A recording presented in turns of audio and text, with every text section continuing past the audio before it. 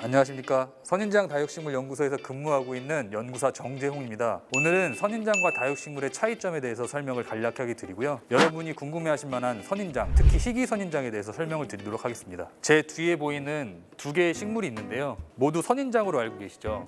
이 선인장은 용신목철화라는 선인장인데요. 가시를 가까이 와서 보시면 가시가 난 자리 가운데 배꼽처럼 보이는 가시자리라는 그런 부위가 있습니다. 이 가시자리가 선인장과 다육식물을 구분하는 가장 큰 특징입니다. 이 식물은 재금금이라고 불리는 식물인데요. 가시가 나 있어서 선인장으로 판단하기 쉽지만 가까이에서 보면 가시는 나 있지만 가시자리가 없는 다육식물입니다. 선인장은 잎이 가시로 변한 조직이고요. 다육식물은 줄기가 변화해서 생긴 가시입니다. 희귀 선인장이 왜 귀한 대접을 받는지 몇 가지 특징들에 대해서 설명을 드리도록 하겠습니다. 이 선인장은 금호철화라고 불리는 선인장인데요. 뒷부분에는 항상 보는 일반적인 금호 선인장의 모습을 띠고 있습니다. 앞에는 굉장히 뱀처럼 뒤틀린 모습을 보이고 있는데요. 생장점이 어떤 변형을 겪어서 이렇게 굉장히 특이한 모습을 띠고 있습니다. 이렇게 일반적인 모습과 다른 모습을 보이면 굉장히 귀한 대접을 받습니다. 다음으로 보시는 선인장은 신천지 금이라고 불리는 선인장입니다. 금이라고 불리는 선인장들은 이렇게 녹색과는 다른 색깔이 들어 있습니다. 노란색이 드러난 부분은 엽록소가 없어서 다른 색깔을 보이는 그런 특징을 가지고 있습니다.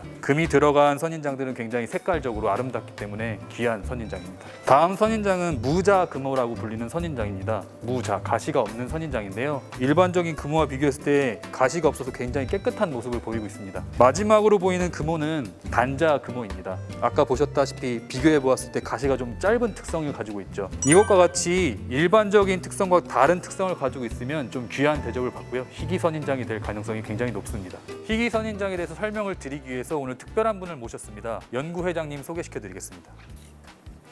안녕하십니까. 영농조합법인 선인장연구회 회장 이성국입니다. 네, 지금부터 희귀 선인장에 대해서 설명을 드리도록 하겠습니다. 이 선인장은 용신목철화라는 선인장입니다. 이 선인장이 희귀한 이유는 보시면은 밑에는 정상적인데 위로 가면서 철화가 됐거든요. 보통 보시게 되면 철화는 이렇게 바닥에 앉혀 있거나 그런 걸 많이 보셨을 텐데 이 용신목철화는 정상적으로 자라다가 철화가 되어서 굉장히 귀한 희귀한 선인장입니다. 다음으로 소개해드릴 선인장은 자태양 철화라는 선인장입니다. 자태양은 이 가시가 자색을 띄어서 굉장히 아름다운 선인장이고요. 자태양의 철화를 이루었는데 자태양 철화는 특이하게도 젖먹이 없이는 생존이 불가능한 그런 선인장입니다. 이 젖먹을 해서 이렇게 굉장히 크고 아름답게 큰 귀한 선인장입니다. 다음으로 소개해드릴 선인장은 비모란이라고 불리는 선인장인데요. 이거는 녹색이 없이 다른 색이 들어간 금 계열의 선인장이라고 보시면 됩니다. 이 식물만 가지고는 생존이 불가능합니다. 그래서 밑에 다른 선인장과 같이 결합을 해서 생존이 되는 그런 젖목 선인장이 가장 대표적인 비모란이라는 선인장입니다.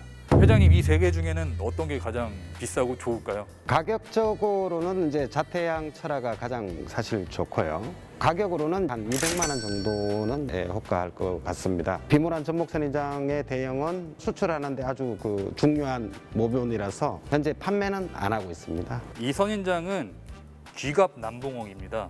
지금 꽃이 아름답게 폈는데요. 선인장 꽃을 볼 수 있는 기회가 그렇게 흔치는 않죠. 선인장은 향기가 없는 대신 생존의 기회를 잡기 위해서 굉장히 크고 화려한 꽃을 피웁니다. 이 남봉옥은 일반 남봉옥에 비해서 그 표면에 돌기가 있는 굉장히 특이하게 생긴 귀한 선인장입니다.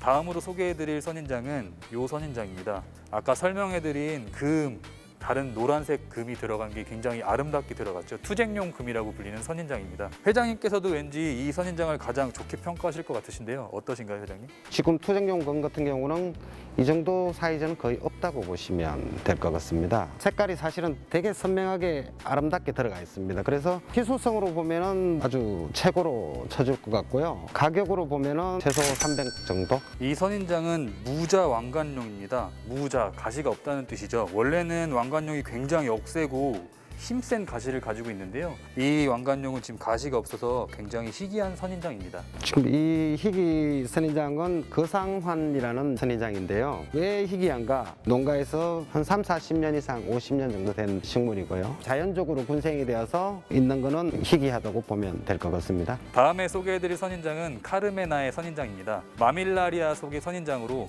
마밀라리아 속은 선인장 중에서 가장 많은 종수를 보유하고 있는 속입니다. 지금 꽃이 안 펴서 굉장히 아쉬운데요. 이 카르메나의 선인장은 꽃이 폈을 때 굉장히 아름다운 모습을 보이고요.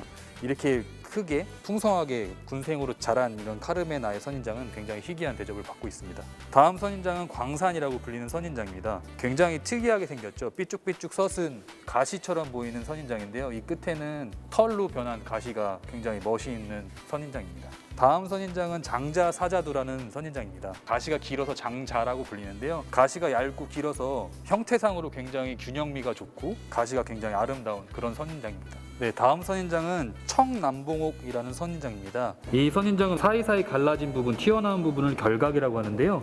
5개로 갈라져야 되는데 지금 위에서 보시면 4개로 갈라져 있습니다. 그리고 가시자리만 있는 그런 굉장히 고급 선인장입니다. 마지막으로 보이는 선인장은 보카사나 철화 선인장입니다. 그냥 봤을 때는 다육식물처럼 보이는데요. 가까이 와서 보시면 제가 아까 말씀드린 선인장의 특징인 가시자리를 볼 수 있습니다. 가시자리에서 더 돋아난 가시를 볼 수 있는 보카사나 철화 선인장입니다. 보통 뭐 우리가 부르기는 몬스타 뭐 이렇게 부르기도 하는데 일반 보카사나가 있고 이제 철화가 있거든요. 그래서 지금 요거는 철화로 돼 있는 종이고요. 소비자분들이나 매니아분들이 상당히 사실 매력적인 그 희귀 선인장이고요. 국내에 지금 보급된 지가 한 2년, 3년 정도밖에 안 됐고요. 점차 이제 시장에 널리 알려지고 있는 설화입니다.